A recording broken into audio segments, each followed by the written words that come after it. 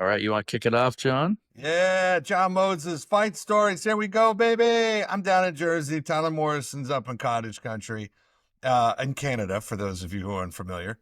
And today's guest, I'm excited about this one because this is our Fight Stories cherry, I think. We're popping the Fight Stories cherry for wrestlers. So up in Canada, he wrestles with John Atlas. Michael Mizerski, everybody. Michael, thank you for coming to the show. Boy, thanks for having me on. Like I said, I was telling you earlier, I was listening to the Shane Gillis episode, and it really got me into it. So you guys are great, and I can't wait to get into it. Oh, thanks. And that was it. That was the episode where we were trashing Canadian football, right? Yeah, that's right. So I was just like, I gotta stick up for my boys on this. Like, well, we got tons of fight stories. Yeah. That's great. My only experience with Canadian football is that I briefly went out with a chick that was a Toronto Argonauts cheerleader. Oh, okay. How'd that go for it you? wasn't until the second date where she showed up with a coleslaw the size of a buffalo nickel. Oh, that I'm sure she picked that up from the Argos, and now she must have been her nice guy. You know what I mean? It's like, I can't more than the football. Yeah, exactly, dude. Exactly. They traded her to the Rough Riders after that. All right, beauty, man. I got a ton of questions. This one's gonna go all over the place just because of, you played football, you wrestle now, you got some jiu-jitsu experience, so it's gonna go all over.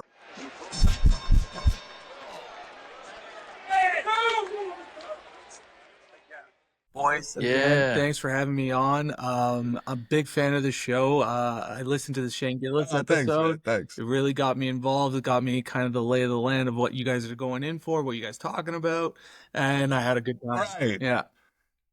Oh, good. That helps, man. That helps when somebody listens to an app and then they kind of, get a little bit of an idea of what we're doing. Because it's fight stories, but it's not that serious.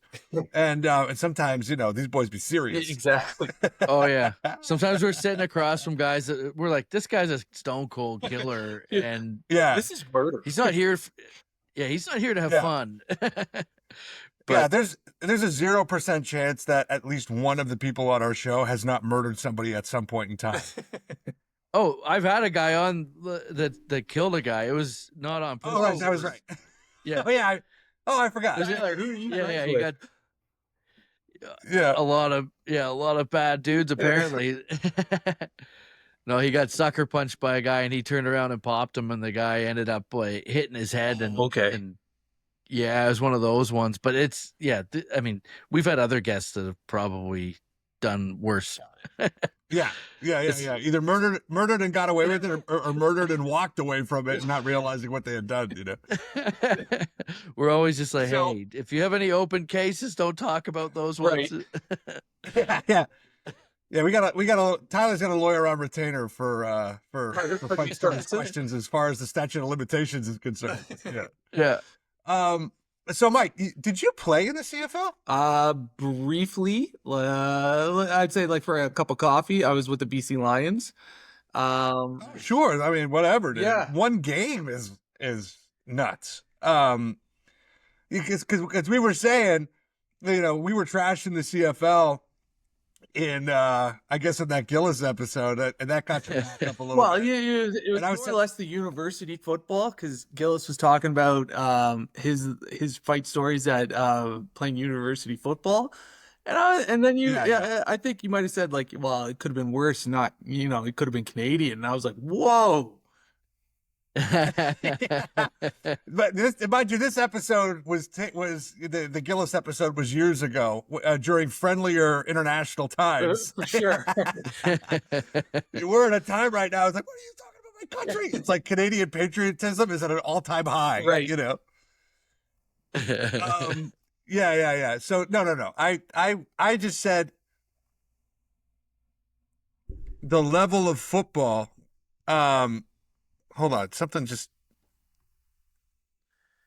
What's happening, John? Sorry, 1 second. Yeah. Something was popping in the background.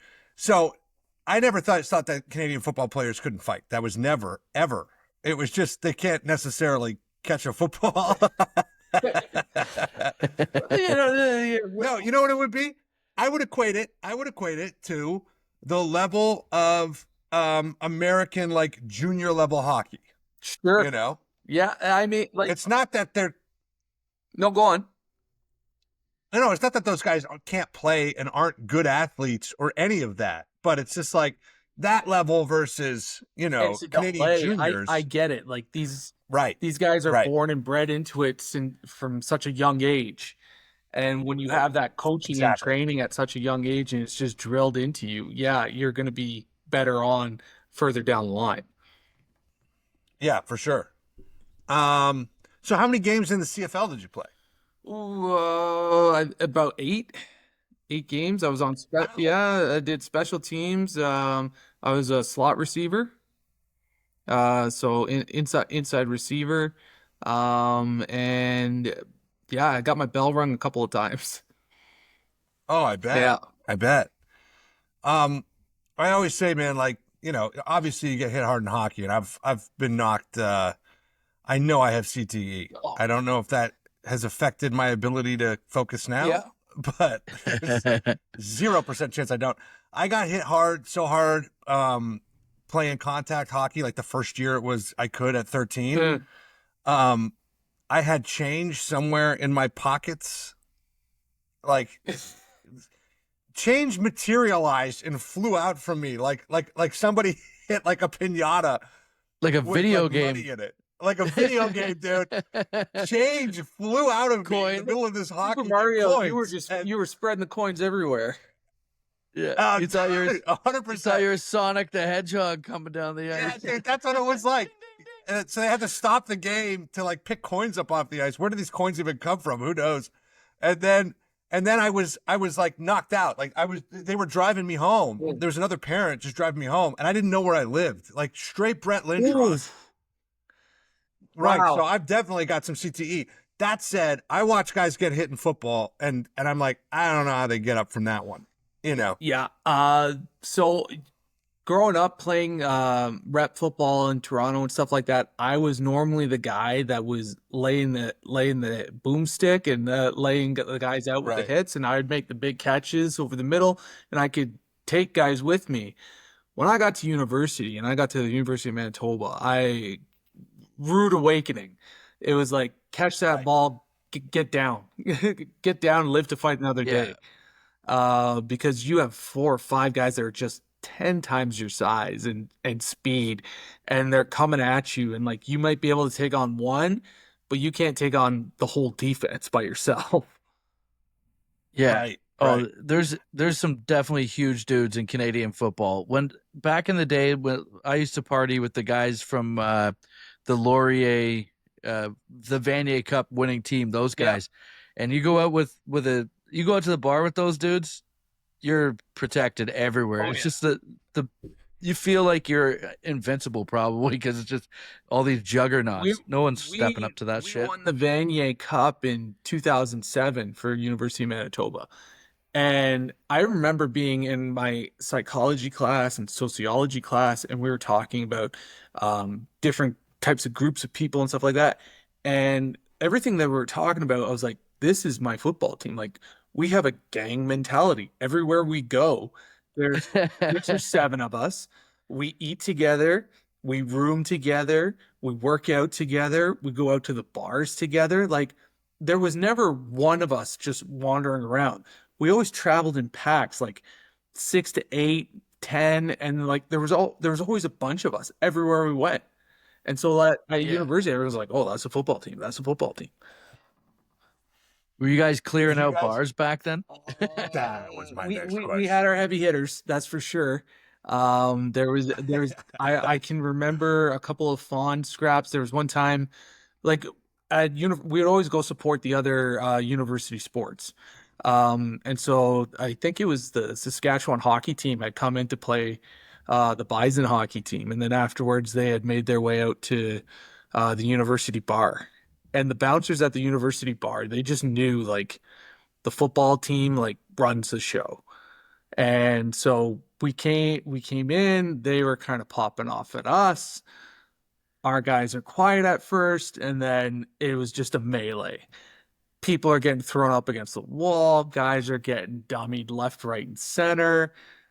Needless to say, the Bisons have never lost a fight. Yeah.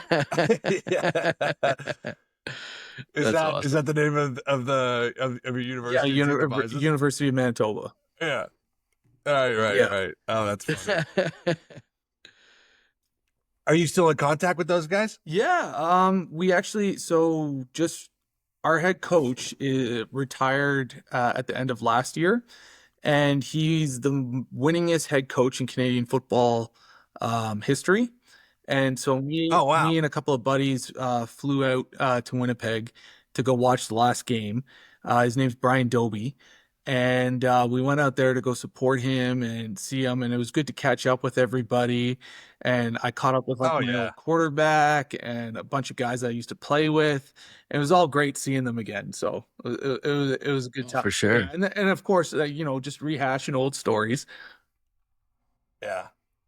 When you were coming up before, did you run into any women with like young preteen kids who kind of had your face? No, I hadn't didn't see any X's there. No.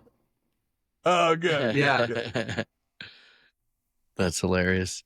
When you were coming up before university, you were playing high school football. Was it was your high school football oriented? No, did you have to play league just outside of it? Summer league football is where you got noticed, and that's where because again, as kind of John alluded to, it's Canadian football and Canadian high school football just isn't a thing. But the summer program they used to have was called the OVFL, and they had teams from like Mississauga, Etobicoke, all over Scarborough. So like I was on the Metro Toronto team, and we would play the Scarborough Thunder, and that was a huge rivalry for us. That's where you got noticed playing in that, and because a lot of university coaches coached there, and then they could get their eyes on kids coming up in the programs, and they'd be like, oh, okay, Queen's University wants this guy, McMaster University wants that guy. And then through that, they developed Team Ontario and then Team Canada football. Yeah, because like with the high schools, most high schools in Canada are definitely geared towards, hockey is usually one of the bigger programs, but like the high school I went to, King City Secondary School, it was very much football was king at that school. It felt like an American high school, the way that they pushed football so hard in that school. I played football my last year and I sucked. I just played to get the jersey and get out of class early and get out of any trouble. And you're at all the parties. Exactly. Yeah. I couldn't play football at all, but I had the jersey and I was drinking in the parking lot all the time. So yeah, our high schools didn't even field football. I say high schools because I went to 3 different high schools. Oh, but kicked out a team. Yeah, I think Malvern might have had a team. Monarch didn't. Danforth didn't. We had a rugby team. Oh yeah. But Northern was like the football team, right? The dudes before that we were aware of before I got the dudes that like were up there playing before I got playing. They won the Metro Bowl, so they had like some good players at our school. And the coach that was coaching, everyone loved this guy. Everyone was sucking this guy's ass all the time, and everyone loved this coach. And but then I heard my old boss Joe Sinopoli power bombed him through the back of a Blazer. So that was pretty sick. Okay. So I was always like, well, Joe Sinopoli power bombed your coach through a fucking Blazer, bud. So what do you think about that? Shout out to Joe Sinopoli. I don't know why I felt compelled to share that, but So you play eight games in special teams. Is that all one season or is that a couple seasons? That's pretty much one season. Oh, okay. Yeah. So what happened after that? There was just they cut you, or you were like, this ain't going anywhere. Or I'm just getting banged up too much. You're always having to prove yourself every level. And I've been playing since I was 12 years old, and I was burnt out. I was kind of done with it at that point. Like the goal was to get to the CFL, And then once you get there, it's like, okay, now what? And I didn't have that. Yeah. I didn't have that mentality to just kind of go forward. It was like, okay, this was always the goal, be here. And then, I didn't look past that. And Okay. There's a short window Yeah. to maintain that. yeah, Right. Yeah, and guys are what's the average NFL career? I think like 4.3 years or 5 something. years, maybe. Right. Uh, So and the CFL, like the other thing is, like you still got to work a day job or at least off season, right? Like I think nowadays it's better, but back then, the pay wasn't the greatest. right. When- So you're putting yourself through the paces. Correct. So if you didn't have an off-season job or something like that, I don't know what other guys would be doing or but for most part you would have to have an off-season job. Right. You couldn't count on crypto back then. Yeah, no, that wasn't a thing.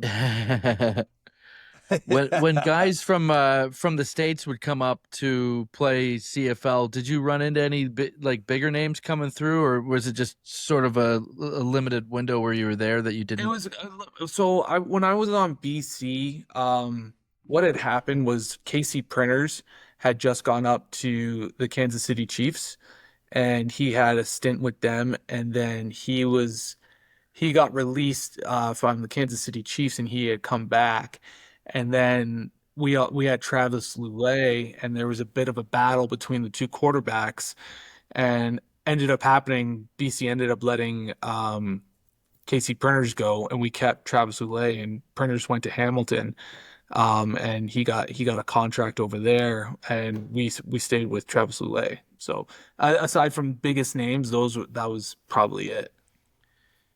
Yeah, and what do you feel like the competition difference was like from those guys coming into Canada from the States? Were they a whole other animal? Like, some of them everyone's fast.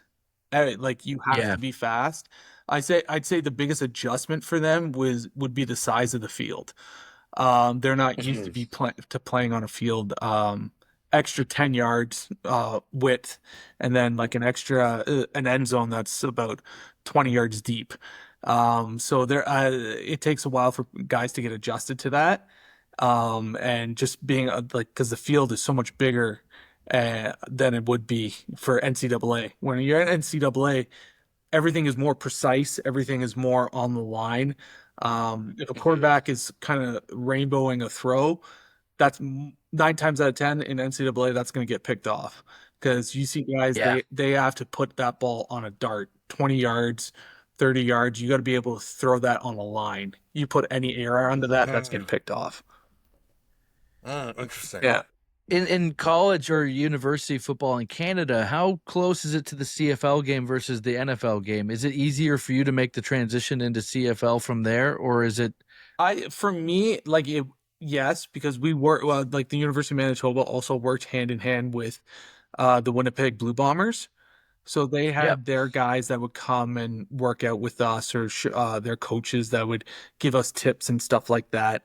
And they would always be taking guys up for training camp in their programs, just to get them a feel, like this is what it's like at this level type of thing. Cool. Yeah. So and or that's how they sold it, but it was really they had extra bodies to punish. Well, exactly. The tackling dummy. Yeah. It's all about how you sell it. I remember I was I signed up for a boxing gym when I was like I must have been like 16 or something, and one of the guy who ran the gym, his son was like won a silver medal or something, and he was like, oh man, look at the shoulders on this kid, he's got, he's a big kid. And then like he basically let it slip that he was just essentially excited to feed me to his son as a training partner. Yeah, I was like, oh man, yeah, I'm out of here. Yeah. All right, so you do that year, and at this point, you're just training football your whole life. You hang them up. How old are you when you stop? Like 24, 25. Okay. Yeah. So, is this when you start training wrestling, jiu-jitsu? Like, what's the next step? So growing up, I always I did wrestling and football. Near my last in my last year of high school, we had high school wrestling, and I excelled at that, and I did really well. And it got to a point where like I was going for the provincial championship, and but it was at the same time as I had also made Team Canada football, and we were going off to play a tournament, and so the tournaments coincided at the same time, and I had to choose between wrestling or football, and I was like, football's my thing. I'm going with football. So I went with that, and so I always had a bit of a background, which kind of leads to one of my stories. So when I came into the University of Manitoba, a lot of the guys on the team, you can enter university as a mature student out there, which is 24, 25. So like if you didn't have the grades out of high school, you could enter as a mature student. And a lot of guys, if they didn't, they played in, I guess like a little bit of a junior football league out in Canada. And then from there, they went to university. So our team, like I came in as a 19-year-old, average age of our team was like 24, 25. And people sort of went that junior football route, and then they do that for a few years and then go to university. Yeah. So at least that's how it was out west. Got it. I didn't even know that there was a junior football program that people played. Yeah. So a lot of guys would play junior football after whatever they did in high school, and then they would enter university as a mature student. So but I was coming in as a high school student.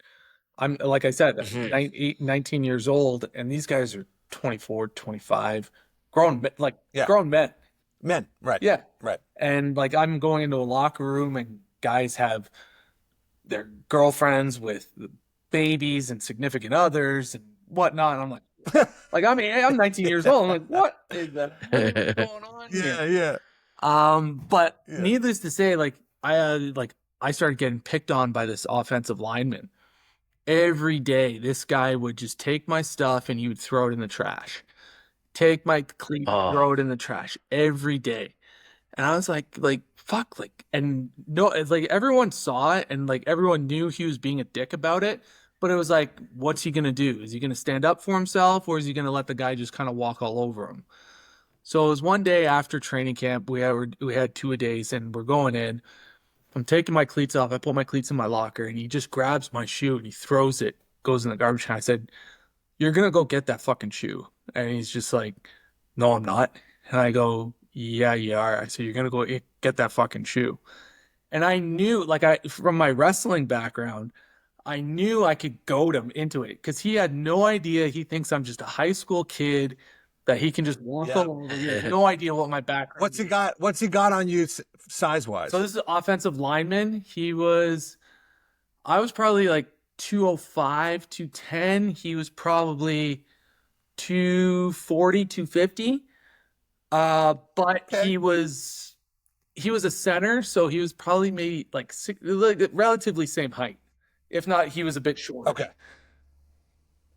And so I knew if I engaged with him, he would come back. So all I needed was that step. So I gave him I get it in his face, and I'm like, "Look, you're gonna go get that fucking cleat." And he's like, "No, I'm not." And then I give him a little push, and I knew he was gonna come back at me. So as soon as he came back at me, I wrapped my arms right around his belly, and I suplexed him, and we have a Manitoba Bison on the middle of the floor, and I belly to bellied him over my head onto the floor, and everybody saw it. The whole locker room just came up, and they're just like, "Oh!" And then I wrestled him on the floor. I spun around him. I held him down, and I was like, "Are we good?" And he's like, "Get off me!" I'm like, "Are we good?" And I'm just holding him down, and everyone's just like, "Oh man, my God!" And he's like, "You got your ass kicked," type of thing. The coach comes in, he's like, "All right, guys, break it up." And they're like what had happened. And then from that moment on, that's where I kind of gained my respect with the team and a bunch of the senior guys on the team. That's awesome. You gave him the AC Slater beats Valley wrestling. That's right. I watched my Saved by the Bell. Spin him around. Yeah. Oh no, we're doing a shout out to Mario Lopez. Yo, I just watched a clip from Mario Lopez was on a wrestling event. Was it WCW, John? We were just watching. I don't know. I think it was WWE. I know the one. Yeah, because it was Val Venus. I think it was WWE. Oh, Val Venus. Yeah, it was Val Venus. So he tackled Valley Venus. Is a dangerous guy. That's one of those guys. Like, God damn it, I hate that Mario Lopez can beat my ass. Okay, so you put him down. Everybody's like, oh. Yeah, everyone, and then like didn't bother me for the rest of that. And like I knew we had some heavy hitters on our team, like guys that like you just did not want to mess with. So like I cemented myself, but I kept quiet, like just do my role. We'll go out there, catch the football, run. That's it. And then like I think like this is another kind of story. We're out there, and the offense and the defensive line are kind of jawing at each other. And we had this guy on our team. His name was Justin Cooper. He ended up playing in the CFL. He played for the Edmonton Eskimos. This guy was big, strong, like just a big, strong farm boy. And like he was one of our defensive ends, and I've never seen anybody be able to like match skill, like power for power with him. So anyways, one of the offensive linemen starts jarring off at him. He's like, hey, you can't do that. You were holding me, blah, blah. Starts going at it. Defense goes back into their huddle. The lineman starts walking over to the defensive huddle. And I was like, that's one thing you don't do. Like, if you're going to go over, you're going to go over with 5 or 6 of your boys. You don't go over single-handedly. So he went over by himself into the huddle. And it was just, Cooper grabbed him by the face, punched him through the face mask, got 3 shots through the face mask, pulled his hand out, uppercutted him, dropped him, like blood flying everywhere, turned around and he looks at the offense. He goes, come and pick up your fucking carcass from here and get it off the fucking field. And I was just like, what happened? This guy's lip got split open. He needed to get stitches. We're coming, like, and then it was like next day we're boys. Everyone's cool. Everyone's good. But it was just like, what is happening? Come and pick up your carcass. This is practice. Yeah, this is practice. Oh my God! I thought you were playing a game and it was against another team. This is just defense versus offense. Yeah, defense versus offense. Oh my God! The choice of words. Do this to our own players, like, what are we gonna do to the other team? Oh God! Yeah, that's awesome. That's So you come out of football. Yeah. You're 24, 25. Have you been wrestling this whole time, sort of like on the side? I did a little bit of wrestling in university, right? But nothing crazy. Yeah, like and then like I would always kind of dabble in jiu-jitsu a little bit, kind of like just to kind of get a lay of the land, know the different fight techniques and stuff like that. But yeah. What year is this? Sorry? What year is this?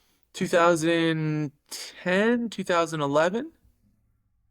Okay. All right. Because I'm just wondering where like the evolution of UFC and MMA and all that stuff is at this moment. So are you starting to get drawn into that because like you think it's sexy, or you're just like, nah, it's just no. So like I was always I was always into pro wrestling because I was like, okay, this is like these guys can entice people and still walk, like they tell a story about it. And like I remember watching like Stephan Bonner and Forrest Griffin on UFC, and like they had a great fight, but at the end of it, this guy's eye is swollen out to here. The guy's lip busted. I was like, as cool as that is, like you're hurting for days. If I watch Kurt Angle in there do a wrestling match, like I'm seeing him the next night on Monday Night Raw going out there and wrestling Chris Jericho and like or somebody else and having a great match. Yeah. Like he looks perfectly fine the next day. Right. Got it. So that's why I wasn't too much enticed with the whole UFC thing. Yeah, I mean, and just if that fight in particular, the Griffin Bonner fight is legendary, and their face, that's like you feel like you've gone through a meat grinder after a fight like that. I mean, And that was they just stood there and just went blow for blow, and it was just like, woof, like I don't claim to be a maybe tough guy, but I don't know if I could stand there and just take shot after shot with somebody. yeah, exactly. Had you ever been up to that point in like a kind of toe to toe knockdown drag out brawl? Mostly bar fights. And Yeah. bar fights end pretty quickly. Um, I was about to say, and you got a wrestling background, yeah, so I'm guessing those aren't going very long for you at all. I'm guessing. yeah, and like you're saying, for the most part, I'd wrestle a guy to the ground and I would hold him on the ground, and that would be it. Like I would very rarely cock my fist back to crack somebody in the face. Yeah. What bars were you fighting at back then? So I did when I would come back from school. I bounced a lot. So I'd come back in the summertime, and if you guys do you remember the Brunswick House? Oh yeah, Brunswick House. Yeah. So I bounced. Oh, buddy, I got in a couple outside the brother. No. We go down there. I was a generation before you, thankfully. Yeah, so I bounced at the Brunny, and there'd be a couple of fights there every once in a while. And then when I was done football, I ended up living in Victoria, BC, and I worked at, I don't know if you guys know the place called Strathcona. Yep. So it's basically like, if you haven't been there, it's 6-7 bars in one location. They have a rooftop patio, they have a country bar, they have a nightclub, they have a games room area, and it's all encompassed into one area. And I worked there for quite a while, and like you would just see every weekend it was a fight. There was always fights. Friday night fights. Yeah. Yeah. And when you're a bouncer, I never really rushed into a fight. So like when you see like a new bouncer kind of come in and he's a young kid and he wants to prove himself to the team, like anytime there was a fight call, these guys would go darting in, just running. And I'm like, these guys are the ones that are going to get killed right off the bat because you're running in blind. You don't know what you're running to. You're running into a fight call, but you don't know who's fighting, how many guys are fighting. You just know that there's a fight going on. Exactly. You got none of the peripheral stuff figured out yet. And if you're running into it, they're just gonna think, oh, you're part of the melee. Someone else is gonna crack you from the side. That's why you gotta kind of read it like a book and come in and just look at everybody. Let's see what's going on before you decide to get into it. Roll up your sleeves, crack your knuckles, crack your neck so everyone sees and they back up. Present yourself. This guy's a little ritualistic warm up. It's like, oh, this guy means business. Yeah, stretch. Yeah. Okay, so you start wrestling at what? Or it's 20. You're 25. So is this when you start doing jiu-jitsu? I've always just kind of dabbled in jiu-jitsu. I've never really gone serious with it. I think the other guy, Jake, he's more into jiu-jitsu. I've always kind of just dabbled in it, like done a couple classes here and there, and just to kind of stay fresh with it, but never really stuck with it. When I started bouncing at the bar, we'd throw people out of the bar and then be like, why am I getting thrown out? And I'd start cutting promos on them. And I would just see how far I could rile somebody up with, just by talking. See how good I could get. And I was like, oh, if I can get this kind of emotion out of somebody, like maybe people would pay to see me do this, right? Yeah. And then we ended up having a guy that came on as a bouncer who was a professional wrestler before. And I just became best friends with this guy. And I was like, You need to Oh, tell sure, me sure. everything. Where did you train? How'd you do it? Blah, blah, blah. Like, I need to get into it. And he was telling me, he was just like, yeah, if you want to do it, just go ahead and do it. And he's like, you're not, because I always thought that I was too small. I'm like, because I think wrestlers are you larger than life. Hulk Hogan, Randy Savage, and I was just like, yeah, maybe I'm not big enough. He's like, no, you're fine, blah blah blah. And plus, like, the lay of the land in professional wrestling was changing at that time. Like John Cena was still was the guy, but you had guys like a CM Punk or Randy Orton, also who are massive, but like it was more relative. Like you didn't have Yeah, I don't feel like CM Punk's like a massive guy. right, You know. right. And then like a Seth Rollins type thing. So the lay of the land was changing, and I was just like, okay, maybe this is something I can get into. And I had always looked at Lance Storm's school in Calgary, and that's where I ended up going to get trained. So I went out to Calgary and I got trained out there. Didn't some other wrestlers come out of that school? So there, like, Calgary was known for the Hearts, usually for Bret Hart, Right. and like his brothers ran a school, and his dad used to train guys out of the dungeon and stuff like that. The dungeon. Yeah. And but yeah, out of Lance's school, not like there he trained a bunch of guys, but not. I don't think. Okay. I think the biggest name that you guys would. So he trained Chelsea Green, who's currently Okay. in the WWE, and Yeah. Cool. she's their, I think, Intercontinental Champion, their women's Intercontinental Champion. So yeah, he trained her. That's awesome. Yeah. I'm pulling up Chelsea Green right now to see if this one goes in the old wank bank. Yeah, she looks like a good wrestler. Yeah, right. Passes and credentials. That's it. Did you ever run into Bret Hart out there?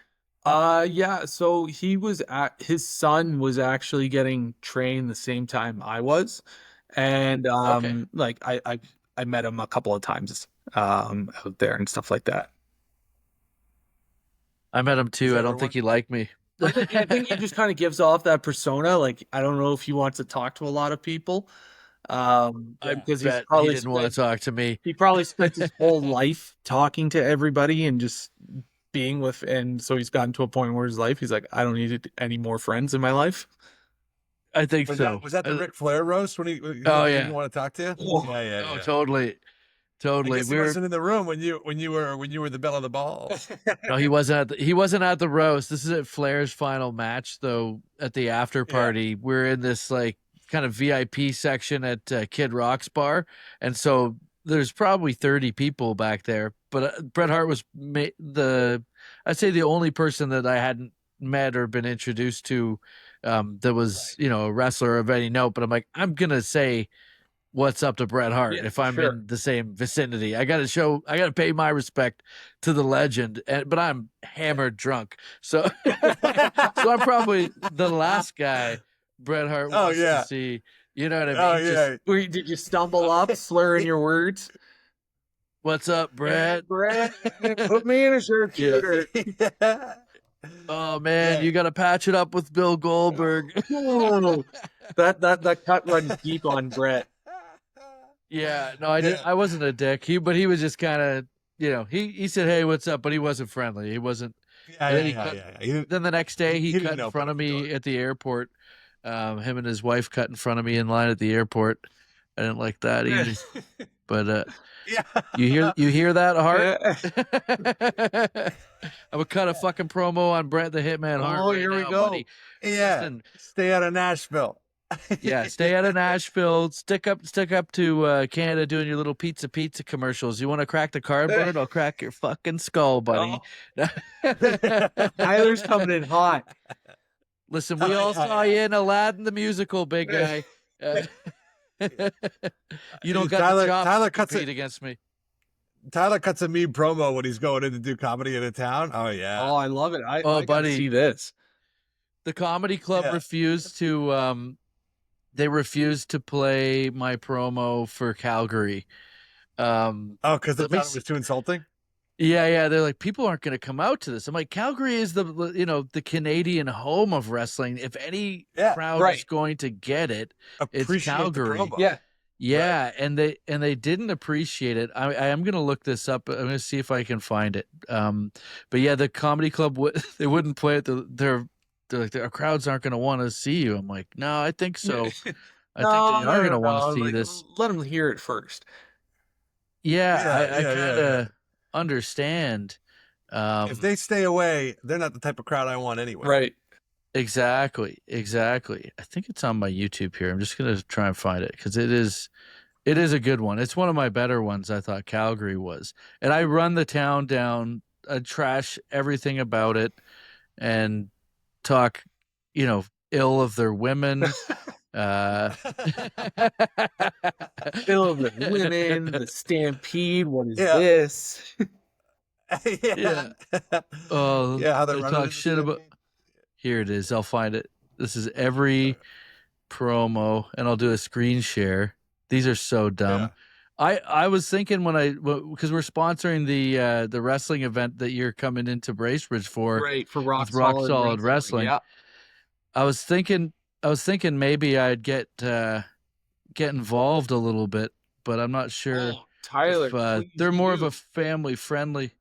I think we could do something. Keep it PG. You're a talented guy. You know how to do it. Yeah, I think you can do that. I think you can. I keep it clean. Okay, so I'm gonna share the screen here. This is the Calgary promo. This is so dumb. I love it. It's so fun to cut these. Every single my character is Unky TT. That's my persona. I love the get up. Before you even press play, the shades, the look. This is money. I am a good heel, I think. Okay. Fucking problem with that? I'm front the fucking belt. That's the end of one. Woo, Calgary, time to park the John Deeres and crush some goddamn beers because the bad man is blazing back into the Stampede City this weekend with 3 shows at Calgary Yuck Yucks, February 28th and 29th. Maybe tell that shitty ass little stepson of yours with the rat tail to head to fucking bed and give your second boost to the hunk of shit you call a truck. Come down to the comedy club and watch me hitting the stage looking like the second coming of a 1993 Billy Ray Cyrus. And all the finest women with the honky-tonk badonkadonks are going to be at the Unky TT show just splitting their cow-ass jeans you bought them for Christmas while I'm banging hits off your heads and you're looking like Matthew Kachuk on the receiving end of a Zach Cassian piss pump. And you can tell that little mayor of yours to take his white cowboy hat and shove it right up his ass because the bad man with the big black hat who shot the sheriff in the back is bringing all the poon to the comedy saloon. Go to yuckyucks.com. Get your tickets to the Big Ripper with the real Alberta Clipper, the draft beer sipper, Unky fucking TT, the Big Skull Dipper. And guess what? There's going to be free prizes for best male and female mullet. That is amazing. That was a great promo, dude. They wouldn't play that? No, they're like, listen, I don't think they're gonna like you talking shit about our town. I'm like, dude, I'm coming to your town. I'm gonna talk shit right to their faces. So that's the show, dude. You put the women over, if anything. That's right. I love it. I love it. With their badonky dogs. That's right. We love we love the thickies at the Unky TT show. Right. And the guys know that they have the mullets. That's right, man.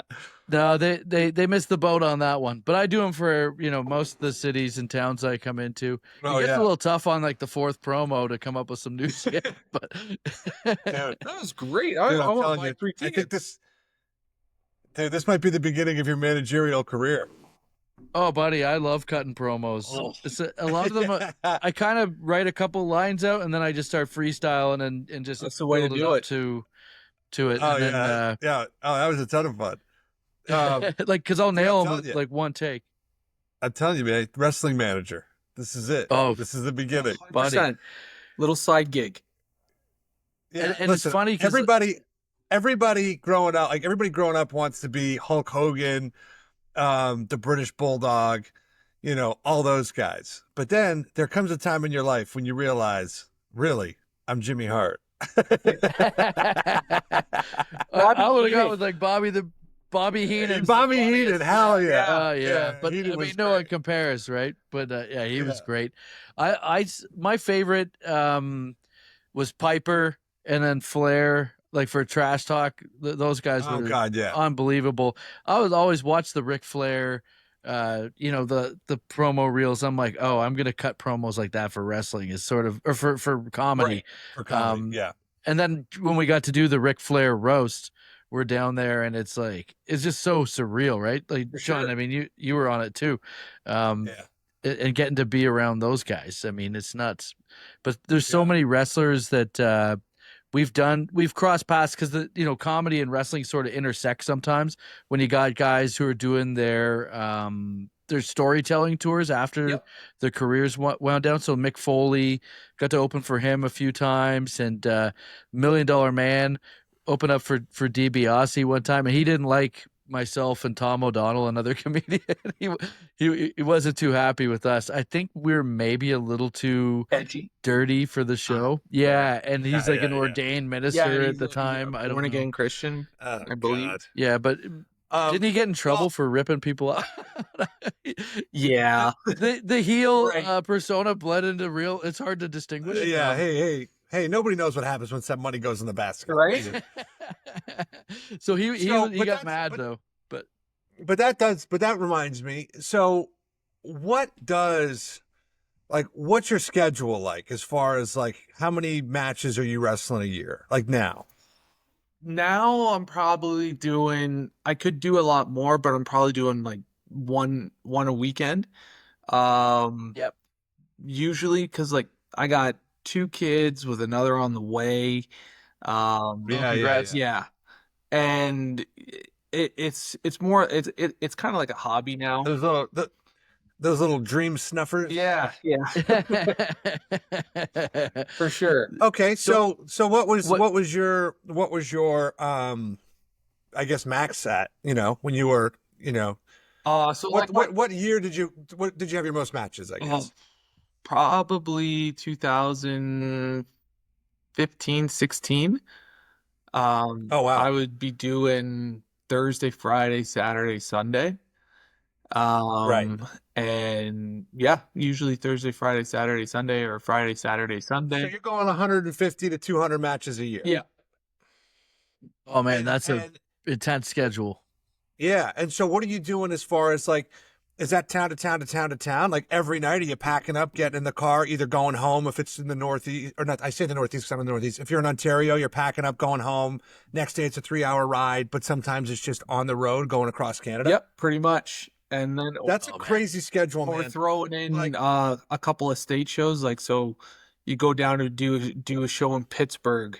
There's 5 hours one way, then you drive back 5 hours, and then you go up to Newmarket, Ontario, Barrie, Ontario, Oshawa, and you're doing those shows. And then there's Milton, there's your Bracebridges, there's a big show we always do in Timmins. So it's all over. Yeah. So that's cool. So what's that? What type of toll is that taking on your body? When you're younger, you can withstand it, and it's fine. Like Right. you're just young, full of piss vinegar. Like, yeah, let's get out there and do it, blah blah blah. And you want to hit the road, Sure. you want to do it. But then like you start to, as you get older, you're like, I need my 8 hours of sleep. I need, like, I Yeah. can't sit in a car for this long. I need to get up and stretch. Like, for me right now, it's mostly, it's the car rides. If there's a long car ride, like, I gotta get warmed up appropriately. Like, I can't just throw the gear on, get out there and go. I need to warm up adequately to get out, to make sure I don't So get you hurt. don't get injured. Yeah. Right. Yeah. That makes like, sense. I used to, I'm 45 now, and I used to be able to do a show. I live in Jersey, but lived in Jersey, New York for almost 20 years. And I used to be able to do a show in Buffalo. Mm. And it was like, if it was midnight, I'd be like, I think I'm going to drive home. Yeah. Like, and then I would drive home 6 hours and watch the sun come up. And I might have had a hotel or whatever, but I was like, I just don't want to waste the day tomorrow driving. I'd rather just drive home. Right. And like, I can't do that. If I'm driving more than 2 hours, I have to get a hotel now. Yeah. And I say Yeah, that the because same. I bounced a car off a rail, 2 years ago, trying to act like a younger man, Right. And I had the hotel and everything. I was like, I'm going to drive home. And then 3:00 in the morning, I fell asleep, 2 miles from my house and bounced it off the car rail and wrecked the road, So, yeah, just the driving, driving like that as a comic, Thursday, Friday, Saturday, Sunday, town to town to town to town is exhausting. And you're not getting slammed. Yeah, I remember I did a show in Ottawa, so that was like 7 hour drive, Ottawa, and then I drove back, came home, got home at like 5 in the morning, slept for maybe 5 hours, got up, did a little workout, and then drove to the next town, which was like 3 hours away, and like I'm on energy drinks and whatever I'm putting in, like whatever food I can get to put in my body. And I was just by the time Sunday rolled around, like I'm just done. I'm exhausted. I was just like, I can't do this anymore. You look in the mirror and you just see Mickey Rourke's face looking back at you. Yeah, like, what's going on? I love it, but I don't love it that much. Yeah. So, what else are you doing aside from the wrestling right now? So the job that pays the bills is the bank job. So I work at Scotiabank. And yeah, so I do mortgages and car loans there. And then I do You're a collector? wrestling. When I first started out, I did a bit of collecting. That should be the like the IRS gimmick. Exactly. Yeah. Erwin Artshyster. Oh man, honestly, you should be cutting promos for like used car lots and shit. Oh man, right. I have a question for you. Because you love wrestling growing up as a kid. Who is the guy? Who is the wrestler or wrestlers that you kind of looked up to that made you really want to pursue this as So as an actual growing thing? up, like when I was a kid, I was a Hulkamaniac. I remember my dad took me down to Maple Leaf Gardens, and we had ringside seats, and we got to see Hulk Hogan and Roddy Piper against Ric Flair and Sid Justice. And oh man, like my dad would never really sell wrestling, but I've never, like, he got into it, like as an older man, like he got into it, and Ric Flair gets clotheslined over the ropes and he falls like right at our feet. And my dad gets up and he's like, and I'm booing Flair, and he goes, "You're going down, Flair." And Flair gets up and he looks my dad right in the face. He goes, "Woo!" And just right in his face. And like my dad was just like, "I want to jump the rail. I want to get him. I want to get him." Right? Oh, that's so good. And that was like, oh yeah, that was in '91, and my dad still to this day remembers that. That's so cool. Yeah. Did you get heated thinking about it? Yeah. So I would say I was a Hulkamaniac growing up, and then as I was getting older, Shawn Michaels was my guy. Well, I was gonna say, because when you said also like the statute of wrestlers changed, or the statute of wrestlers changed. It's like, yeah, Shawn Michaels was not a big, huge guy, right? And regarded by many as the greatest, right?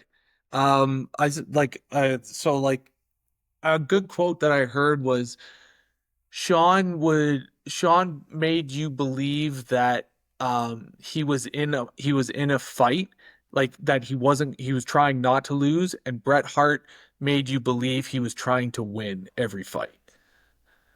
Mm-hmm. Right. So like every time Bret went in there, he was trying to win, whereas every time Shawn went in there, you believed he was trying not to lose. And there was just something like Shawn was a bit quicker and a bit faster with the spots that he would come up with. But when he would when he got the crowd going, like the roof would explode.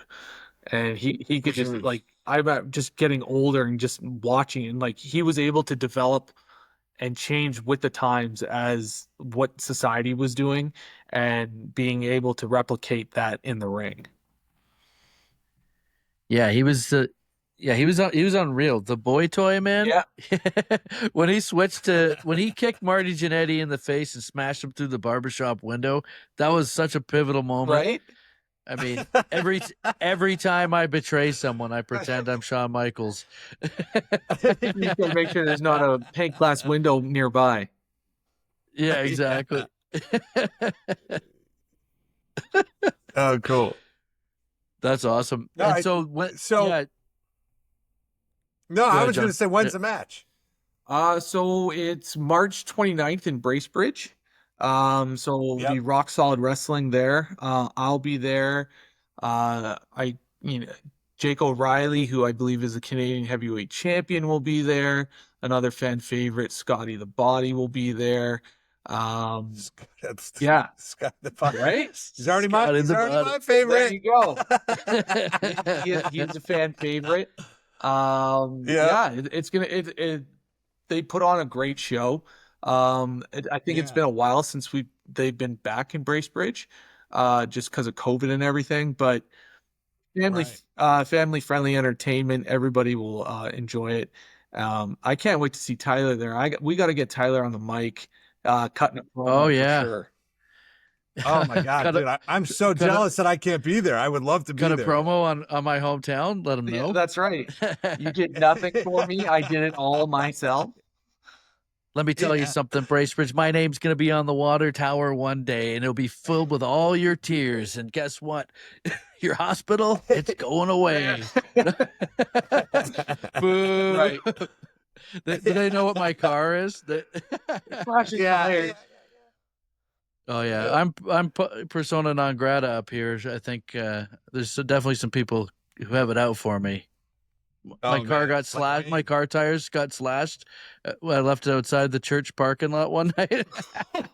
No, because the bar, the Thirsty Judge that we used to do shows at, John. The church was right beside it, so I'd always just park on that street.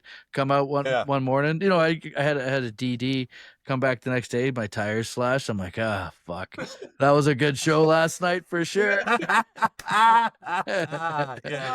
awesome. That would have been a great roast clip. Yeah. You get the crowd work, you're zigging them, you come back next day, tires are slashed. I know. It's all right. It was my wife's car. Hilarious. Oh, yeah, man, so that's going to be awesome, man. Yeah.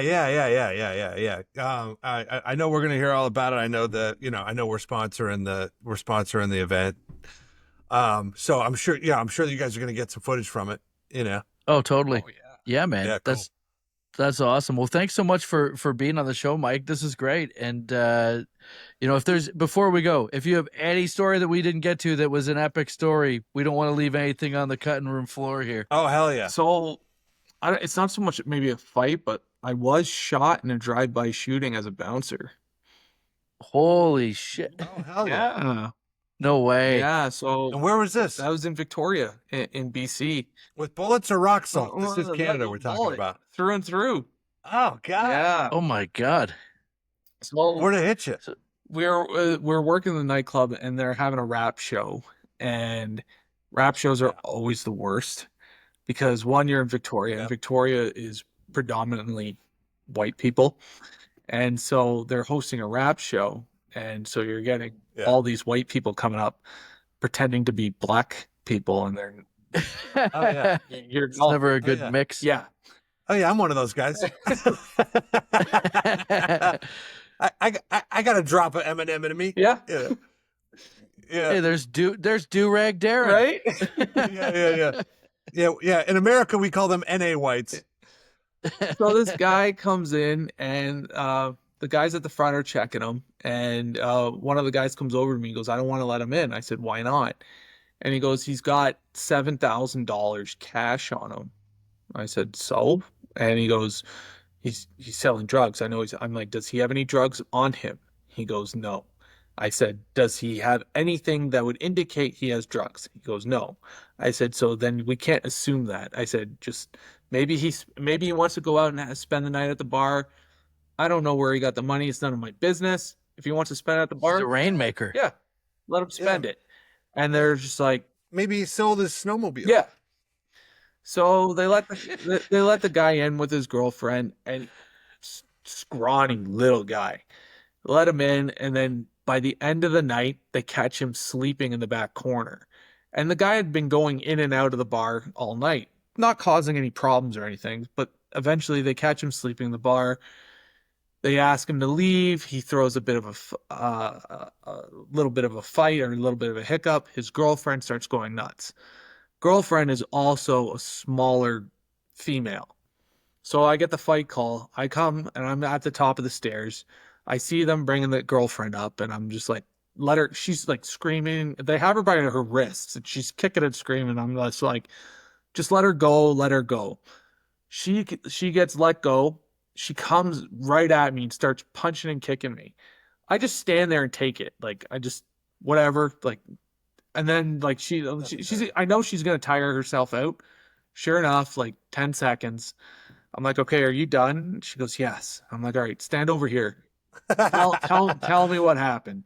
And then she's just like, your guys are assholes, blah, blah, blah. They're kicking me out of the bar. And I look over, two of the other guys are dealing with them.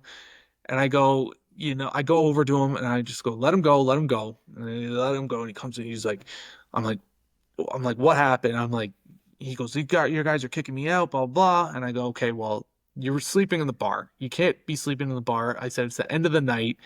You got to go anyways. I'm like, I'm sorry. You can't come back in tonight. You come back. I'm like, let's say you come back tomorrow night or on the weekend. First beer on me. Don't worry about it. Like if you want to come back type of thing. He goes, all right, you're cool. You're cool. And he goes, but these guys, and like he points to the other guys. He goes, fuck you, fuck you. And he's like, I'm going to come back and shoot this place up, blah, blah, blah. And I was like, you don't want to do that. Like, like just go home, have a good night, whatever. All right. But mostly you're probably thinking, fuck off. Yeah, right. Yeah, it's the end of the night. Nobody's shooting up nothing. Shut up. Well, you hear it so many times, but and then exactly. This is the one time where the guy actually acts on it. Well, Right. me and my other buddy were standing at the front of the door, and we hear what I think is fireworks. We hear pop, pop, pop. I'm like, who's shooting off fireworks in the street? And I look down one way, and then I look up the other way, and I see the car driving up, and me and my buddy make eye contact. I'm like, oh shit, like he's actually coming back. So he's got the gun out the window and he's shooting, and I'm running to go into the door. And as I'm running, I get shot in the leg, and it goes through my hamstring, pierces my right testicle through, and then No! Yes, lodged in my cell phone. Oh my God. I jump inside. My buddy comes back to the top of the stairs, grabs me, pulls me down to the bottom, and like everyone's freaking out, and like I'm just trying to catch my bearings, and I'm just like, I can move my leg and I can like move it up and down, so I'm like, I'm okay. Like it hurts, but I'm okay. I'm like, I don't feel any real pain. Like I can still move my leg. I'm not paralyzed. I can move if I have to. So I'm like, can't be that bad. And then like I'm looking on the floor for blood and stuff, and there's no blood. And I'm like, okay, like what's going on here? Like what's happening? So then eventually the paramedics come. I get put on the gurney. I get taken to the hospital. And then I get stitched up. But in Victoria, they've never dealt with a drive-by shooting before. And so their doctor is conversing with let alone a pierced testicle. Yeah, well, he's conversing with a doctor in LA. And the doctor in LA is like, don't stitch him up. Like, if the bullet's poisonous, you want that to seep out. And so then they had to go in, take the stitches out, and make sure, like, if there was any poisonous, like, it gets out of my system. That's crazy. The testicle. So you got shot. So it pierced your testicle. Yeah. It pierced your nut. Yeah. And then you had a honey nut Cheerio. 5 years later, I got testicular cancer. Oh No, my you fucking God, didn't. no. On that same testicle that got hit. Oh. And And sorry? But you got two kids and one on the way. I mean, they're working good. Well, one is so then eventually I had to get the testicle removed because it got to a point where Oh man. it was like, what is going on down there? Like even when I'd be wrestling, people like, you have a sock in your tights, or like what's going on? And so I had to get the testicle removed. That's the toughest ball of all time. Did you put it in a globe like a baseball? This thing, it had mutated into something else. But what had happened was the cancer, it spread to my lungs. And Shit. Fuck off. yeah, so it spread to my lungs, and I had to get lung surgery done. So I had 4 lung surgeries done, the thoracotomies. And they ended up removing 58 tumors off of me. Wow. The biggest one the size of a baseball. That's crazy. This is fucking insane. You get shot in the ball, it gets cancer, and then it spreads to your lungs, and you're still wrestling this weekend or in 2 weeks. Yeah. So Buddy, that is wild. and then like when I was going through that, I'm doing my chemotherapy and I'm doing all this type of stuff. I get a letter from the WWE, and they say, we want you to come and do a tryout. And I was just Oh my like, God. I can't do a tryout. Like I'm bald. I have no eyebrows.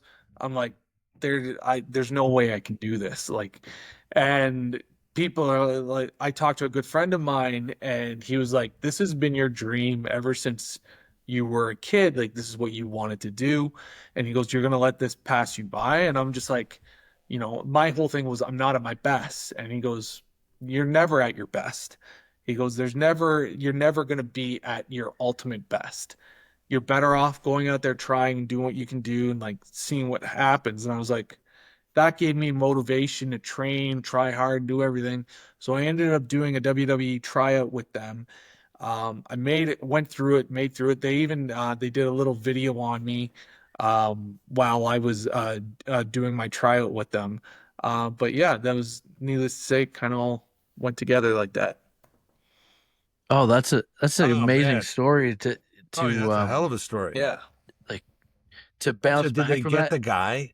Sorry? Did they get the guy that shot you? They ended up getting the guy. The guy wasn't the smartest guy.